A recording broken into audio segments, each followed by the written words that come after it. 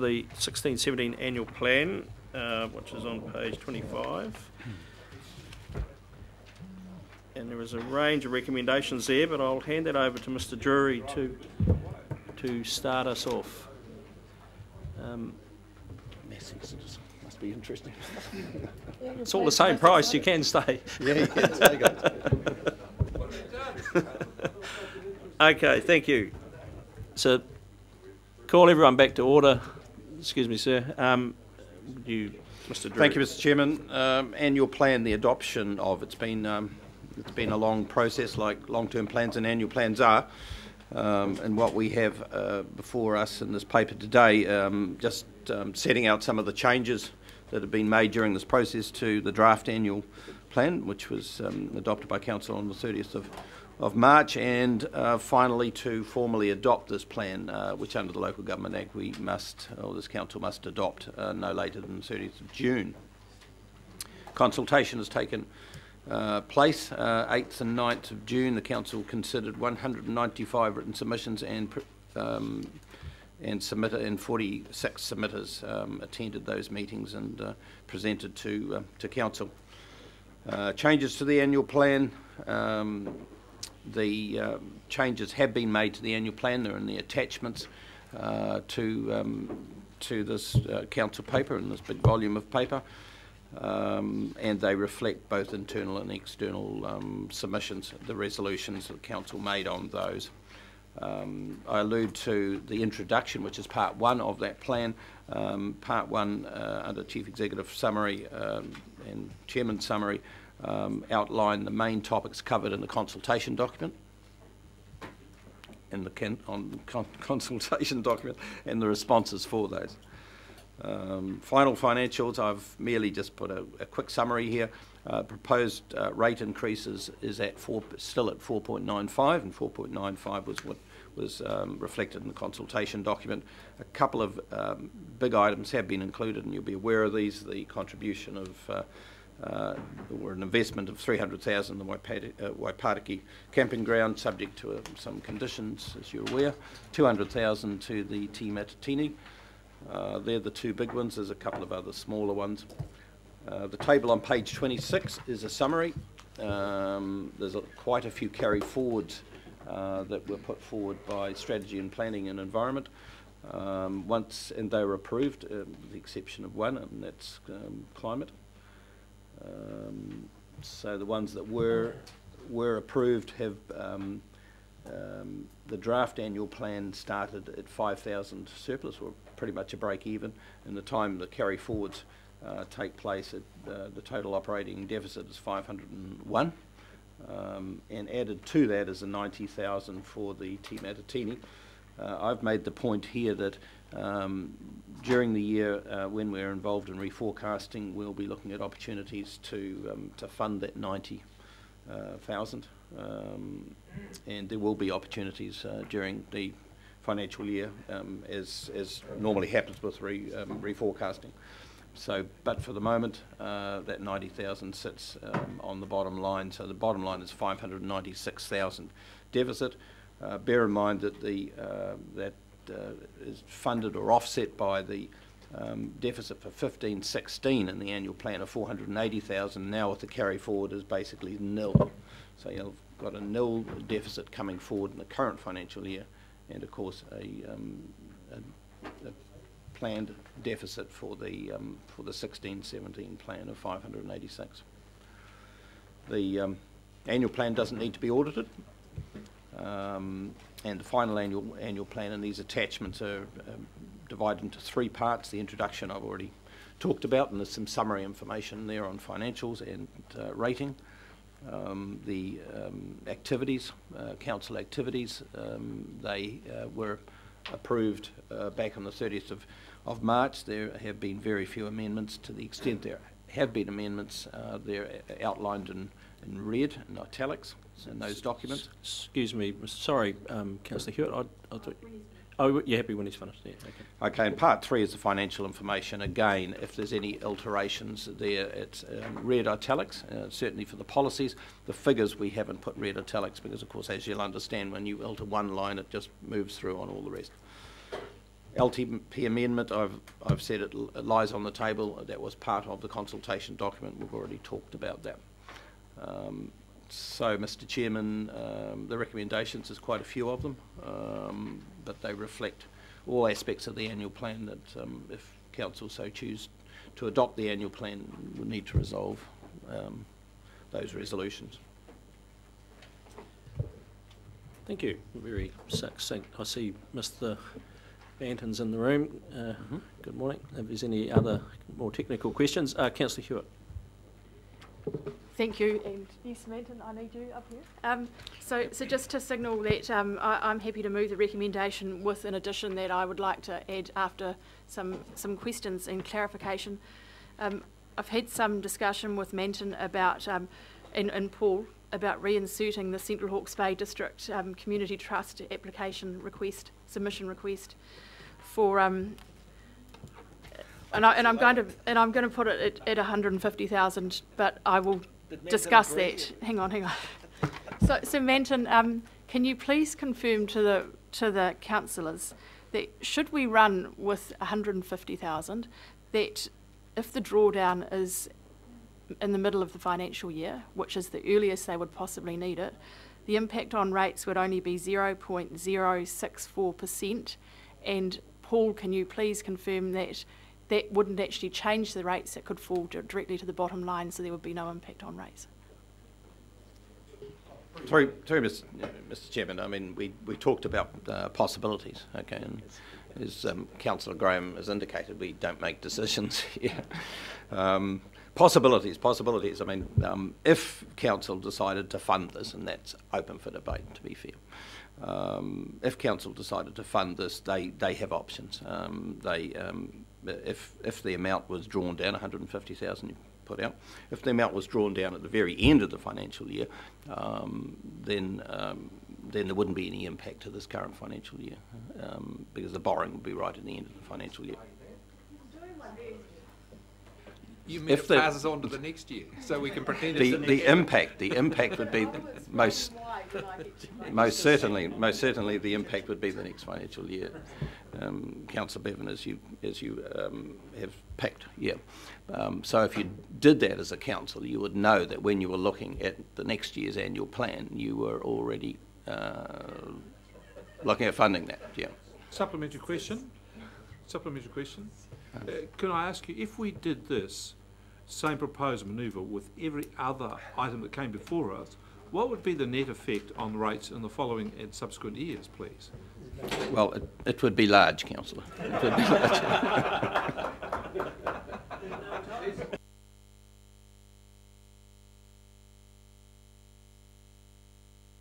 Did that answer your question? More to the point, is everyone in the room satisfied that there can potentially be no impact on rates? Should I get the opportunity to debate it? I'm not satisfied. Not satisfied at all. All right. Just hang on.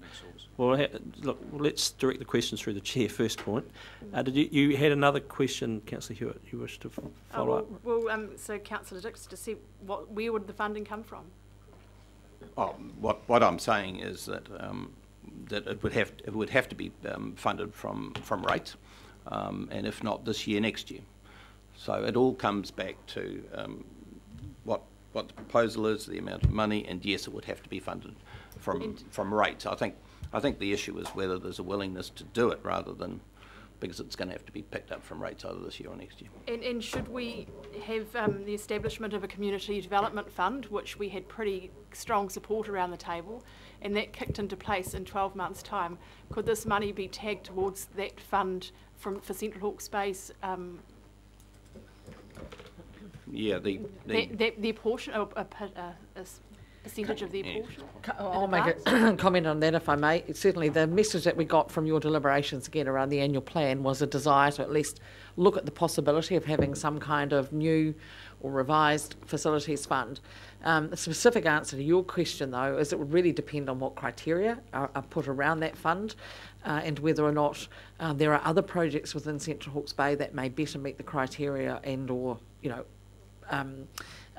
have more community support, for example, than the one that was presented to you as part of the annual plan submission. So probably can't give you a categoric answer around that, but we certainly, one of the things that we're certainly clear from both the submissions that were made and from your response to those was a need to look at some kind of funding for these types of proposals, to give you some options around that.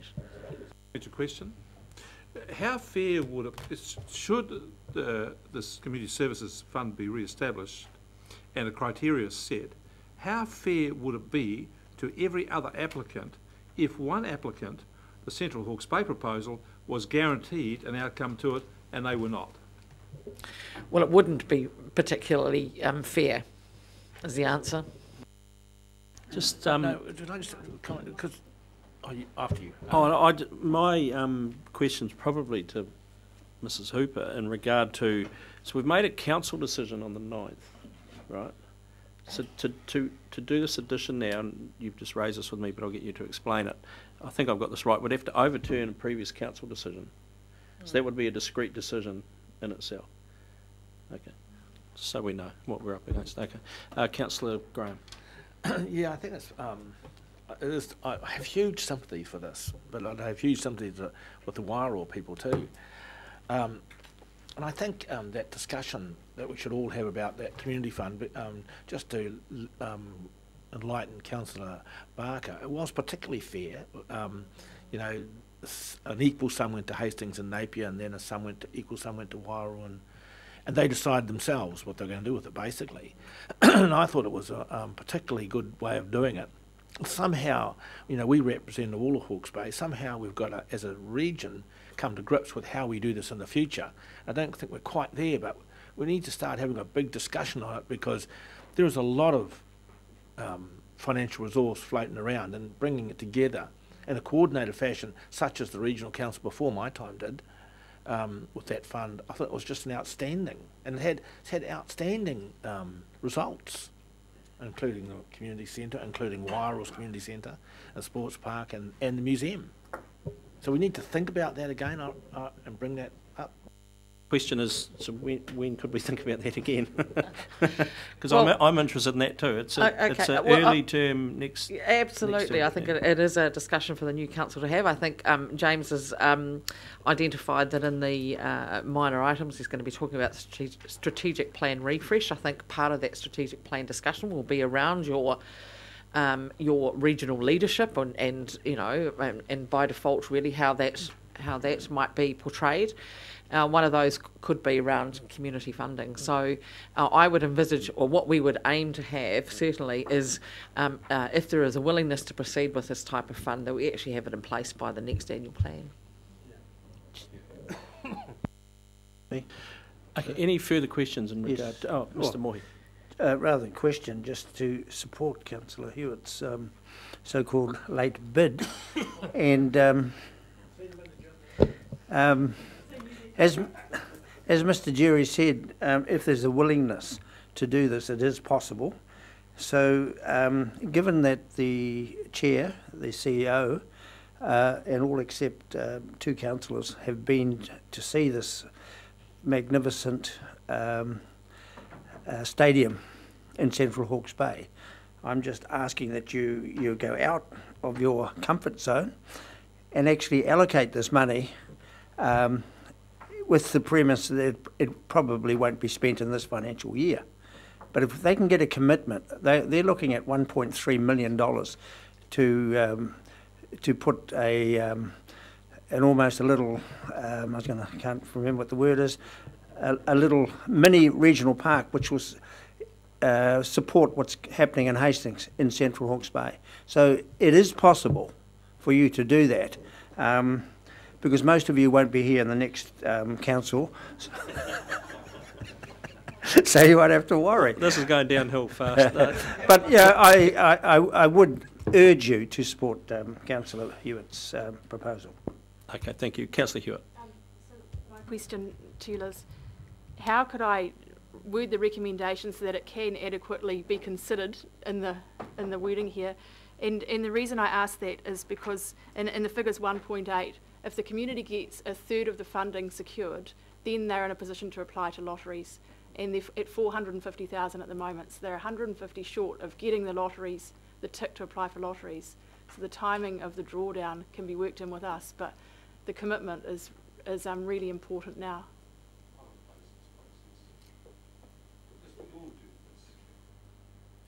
Anyway, the question's been asked. Probably have to ask Paul about this, but I mean, I suppose, is there a potential to do an underwrite, or I haven't been part of these discussions, so I'd need to sort of consider. I certainly don't have any specific wording that you could add to the current suite of recommendations for this paper. Paul, have you got any comment? Well, no, if I'm picking it up right, we would make approve a sum, but and would be conditional on that if funding was achieved beyond the 1.3 or whatever, or the 1.3, say, then we wouldn't then need to pay that. I think is what's going on. It seems yeah, I think that's doesn't work like that. pretty difficult, really. This is exactly the same as Waitangi Park, where council puts in the money, we go to the Lorries Fund, and the Lorries Fund look at it, so the community's done it, bang, we write a cheque. That's what Councillor Hewitt's trying to achieve. Yes, here. yes, I so realise an underwrite might do it, but not that. The underwrite would be called in. Yeah, well, that's the problem. That's what so it's not an underwrite. Yeah, no. It's not an underwrite. Yeah, yeah, I think it would be called up. Yeah. This has been very interesting. Are there any other questions in regard to this? No, but in regard to the annual plan, I'm hoping that we actually do get round to discussing the annual plan. Yeah, well, that's what I'm saying. I've got 3 questions on the annual plan. Okay. Just, are you thinking quietly while we discuss the annual plan? Well, there is no answer. I think the answer you got, there is no answer. I don't have an answer. Councillor Scott. Mr. Chairman, can the staff give us assurance that, given the last paper we considered, which was to consider the matter of the environmental flows in November, that there is no need to make an amendment to the plan at this stage in terms of level of service? Presumably that will wait until the next long-term plan, would it? Yeah, there's 2 things. One's financial, one's level of service. Certainly there'll be no change in the financials because the effect doesn't come until way out. You're aware of that. Change in the level of service, the only bit on underwater management under that subsection of the group of activities was for investigatory work, which was going to happen anyway. Yeah. So there wouldn't be any should a decision be made to change the level of service, that would be reflected in the later plan? Well, what we would have to do, if Council decided to go with the environmental flows and approved that in December or end of November, we would then, as a Council, need to reissue our 2015-25 long-term plan. And that's not a big exercise. When I say reissue that, we would put a document out with amended numbers and amended deliverables and some summary information, and we've done a lot of that work already, and it would also have to be audited, and the auditors know exactly what they have to do, so it wouldn't be a long process. Thank you. Next question relates to page 12 of the attachment, or page 9 of the annual plan, and that relates to the description of our assets and investments, including $43 million of Napier leasehold endowment land. Do we need to be more specific around that, about the realisation of the cash flows from that?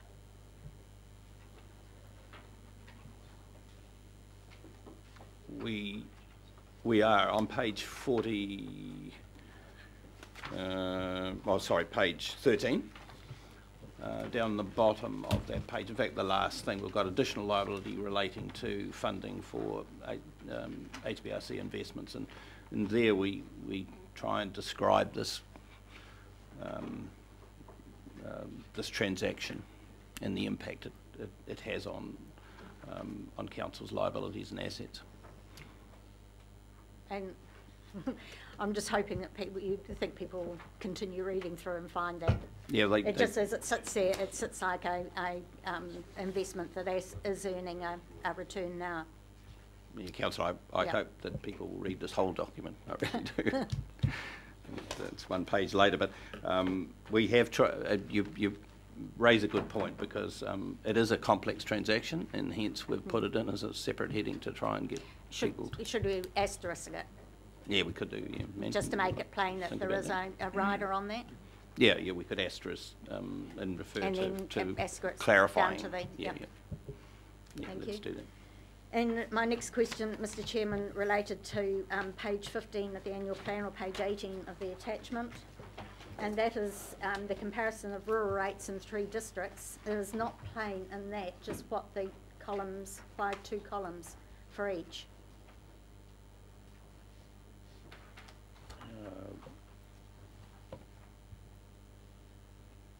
Sorry, Councillor, we've got, it's the same as, it's rural rates, 3 districts, Hastings, Central Hawke's Bay, Yes. Waira, yeah. Yep.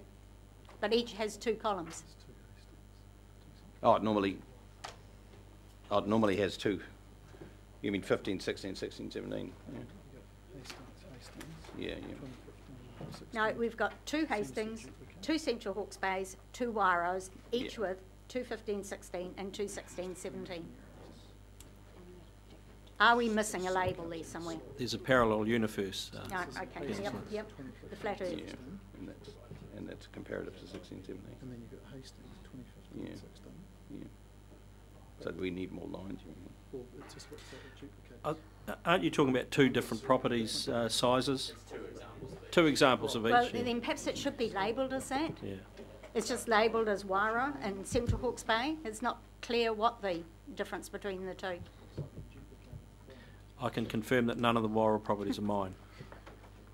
Yeah, no, I take my take question the point, is, Councillor, yeah. is this, should this be labelled more clearly?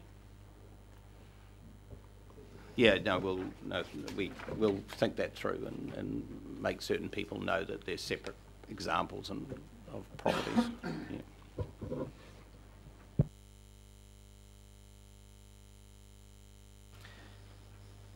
Yeah, just as a supplementary to that, thank you for raising that, Councillor Scott. Is there any reason why the 2 Wairau properties are so comparatively large?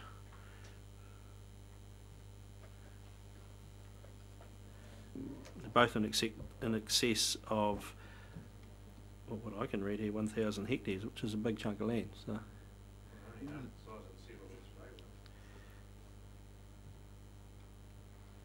No, they're not. Do the comparisons fairly show the differences? Yeah, okay. Regardless of what Okay. Right. Yeah, you've got And two in Central Hawke's Bay that are rather modest compared to 2 rather large ones in Waira. Is that your point, Mr. Chairman? That's what I was saying. Yeah, we have. I can't answer why we've taken such. Yeah. Look, I think Councillor Barker's summed that up. So. You happy with that? Yeah. Further questions, Councillor Scott? Any other questions in relation to the larger document? So we come back to Councillor Hewitt.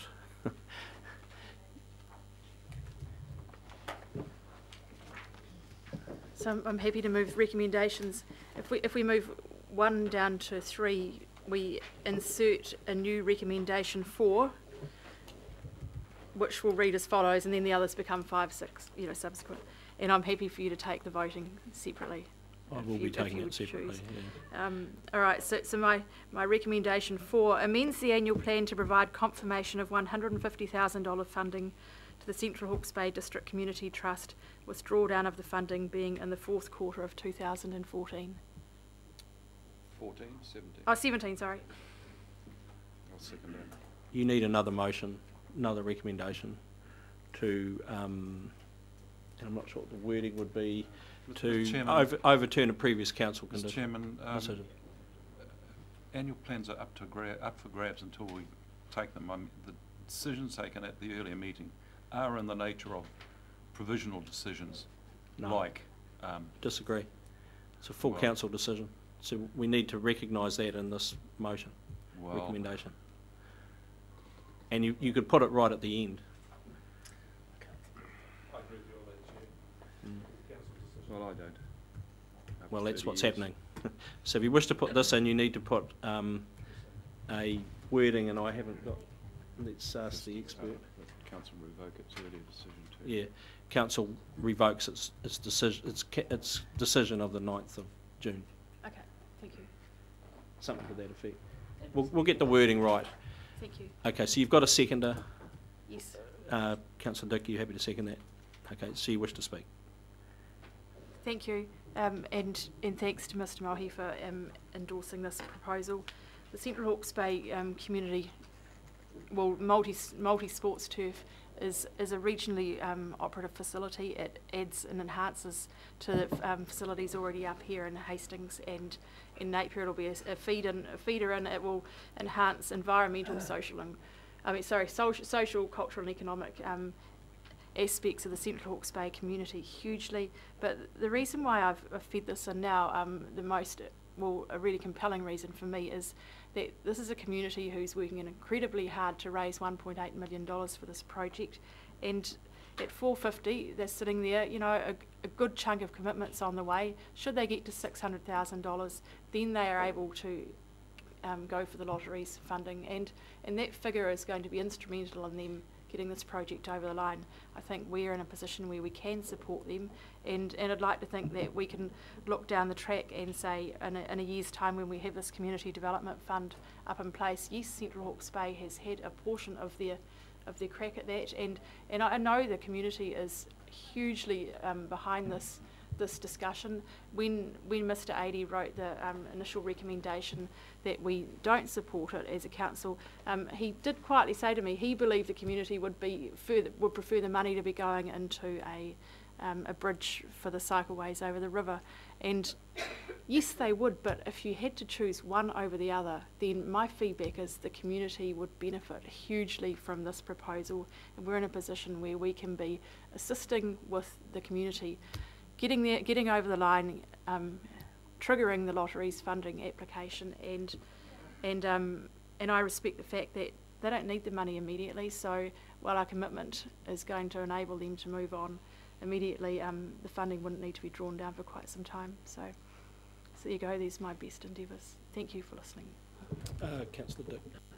I'm pleased to support Councillor Hewitt and Central Hawke's Bay, who have both had a bit of a hard time lately. I just clicked what you meant there. Other speakers, Mr Mohi. Yes, I endorse Councillor Hewitt. And we get a newspaper weekly, Central Hawke's Bay Mail, an excellent photo of Councillor Graham and Rick Barker there. You know, they're now local heroes in Central Hawke's Bay. And the last week's column by Councillor Hewitt further enhanced their status of heroes in Central Hawke's Bay. But one of the problems with people like people in Central Hawke's Bay, and indeed Wairau, where I was born, is in Central, 2 days before they came to the council, they called me to a meeting to say if you get support. And I said, look, you should have done this 2 months ago. And this is the problem. This is submission day, and they come along at the last minute. And so if they'd come along, made it, I was going to say advances, not to me, but if they had come along a couple of months earlier and done some spade work as to how important this was, we wouldn't be doing this last minute exercise. This is possible, as Mr Jerry has said. The money wouldn't be picked up until the last quarter, but it is extremely important to Central Hawke's Bay. Further speakers.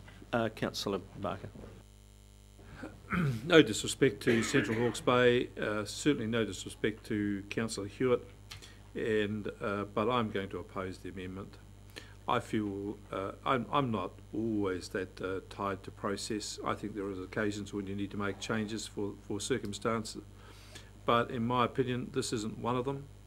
I feel if I was to vote for this, I feel I'm doing wrong by all of the other people who came here and put their submissions in, were heard and were all considered as a group, that we were giving one submission a second run and a fairer go at it than the rest. I would feel I was not being fair, dispassionate and balanced in my decision making. I would feel really bad about that. So there's no way I'm going to vote for this. I think every submitter should stand before this council as an equal, have equal opportunities, equal to be heard. And now, if we would go and do something which was different from that, I would need to have a compelling reason, and I haven't heard it. I've heard that the people in Central Hawke's Bay are really good people. I've heard this is a great project. I've heard all sorts of things about it, but I think people in Wairoa and people in Napier are equal, as good as that.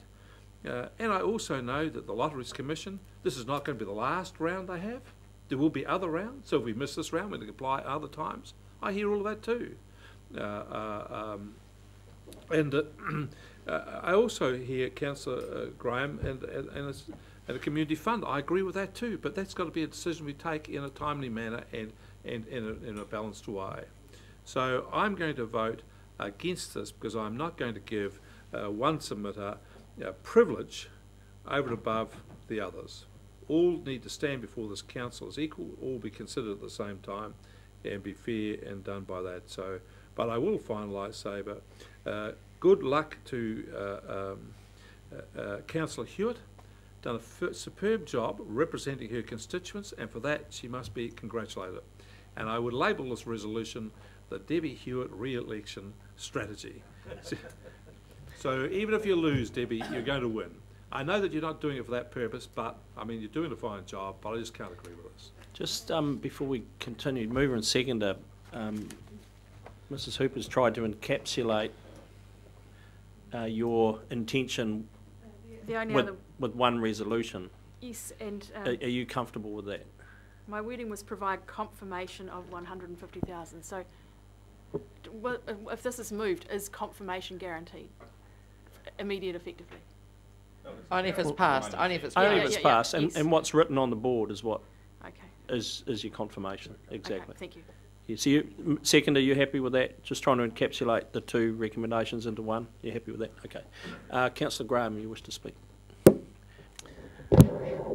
I'm having a rare epiphany where I don't know how I'm going to vote. I told Councillor Hewitt that I would not be able to vote with it for all the reasons that Councillor Barker has outlined. It's incredibly unfair on the other applicants, especially the ones from Wairoa. And when you read actually what we did, was very little really in terms of the requests that we had. On the other hand, I do see that this extending this facility and doing what they're doing and applying for using it as leverage to apply for other funds is quite important. So that will put them back a year. I know this is an interesting speech because I'm still sitting back and I'm not sure how I'm going to vote. But on one side. No, not predetermined on this one. But having said that, I do have a conflict too because the sports park, we do want this as an outreach, so there's a slight conflict there. And I just what I wanted to say, because I'm a very strong supporter on us getting another community fund, because I saw the impact of that and spoke about it before. And my question to myself is whether I'll take the risk, and this would be deducted from the Central Hawke's Bay if we did that, take the risk that such a fund is going to exist and that we'll have the courage to put that together again. I guess that's where I sit. I would want it to be offset against that fund. But, in advance, but I just wonder how the people of Wairoa, and Councillor, you need to concentrate on this. How are the people of Wairoa going to feel about this? Just because Mr. Mohi was born there. So that there's an amazing conflict going on. Councillor Belford, we I'm are going to be voting into your against lunchtime. I can't match the eloquence of Councillor Barker on this, but I just think this is so inherently unfair. We went through a process of balancing competing claims that people came in here and represented to us, making the best case they could on the day, and we did our best to sort out what we felt we could do. And this is, to me, an unwarranted second bite of the apple, and it doesn't deserve to be considered in this fashion on this day. So I'm voting against it. Councillor Scott. Mr Chairman, we went Councillor out and consulted on a 4.9% rates increase. We spent a lot of time when we started this annual plan in workshops, going through line by line in the budget to actually pare that budget down as much as was possible. Even then, we've had ratepayers who've said the rate increase is too high. So at this stage, to consider, even if it's only by a minor amount, increase the rates, which it has to either this year or next year, depending at the timing of the drawdown, is outside what we've consulted on. We've talked about, and we knew this at the time we set up the Community Facilities Fund, which was then, it had a source of funding through the sale of land account. And it was apportioned very fairly according to the number of ratepayers within each area to see that everybody got a fair bite of the cherry. And it was with big provisos around who owned and operated the premises that were built with it. To actually even try and put something forward now of a fund that we have no agreement to set up, because if we're going to set up a community facilities fund now or any time in the future, it would have to be out of ratepayers' money, because the money from the sale of land is now committed. So there isn't an alternative investment funding that could be used. So if we're going to consider setting it up, that community facilities fund would have to be fairly consulted on by the community, because it would directly impact on rates. And that's an argument for another council to address. We haven't had that discussion this year, and therefore I don't think it's fair to start pre-guessing what can happen and commit money that may or may not be available in the future. So first of all, we have to go out and consult on that, and then decide the level of rating to fund that, and how that fund will be fairly allotted, fully contestable, with a set objectives as to how it could be met. Councillor Bevan missed out last time. I'm conscious of that. You wish to speak? You did have your hand up. As a matter of, no, I didn't actually have my hand up, Chair. But as a matter of fact, I was actually sitting here thinking you were allowing more councillors to speak on this issue than you did on the previous issue, which was a $36 or $23 million issue, and this is a $150,000 one. So I'm prepared to forego my. Well, there you go. You've had a chance this time. Councillor Pike. Yeah, full credit to Councillor Hewitt for the passion that she brings to the table on this one, and I guess the whole project itself, which is very worthwhile, but I can't support it. And for the very reasons I think that Councillor Barker very eloquently proclaimed there, talking about fairness, this is an ad hoc decision that we're making. It's last minute. It's not the way I don't think you should actually make a decision on this one. And I think that with regards to the proposal to set up a fund, I think I'm very, very supportive of that. That has to be done, I think, in the next council, to make sure that we have something for dealing with issues like this.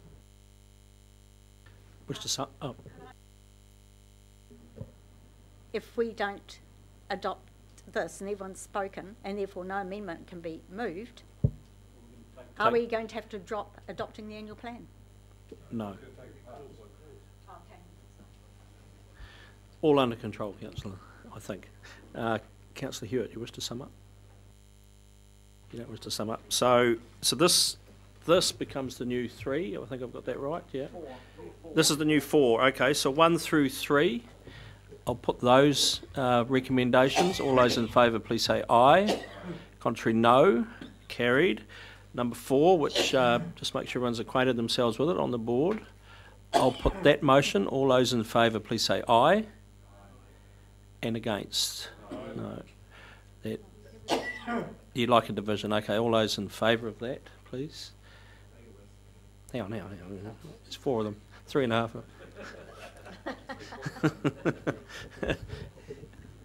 Thank you. And against, please.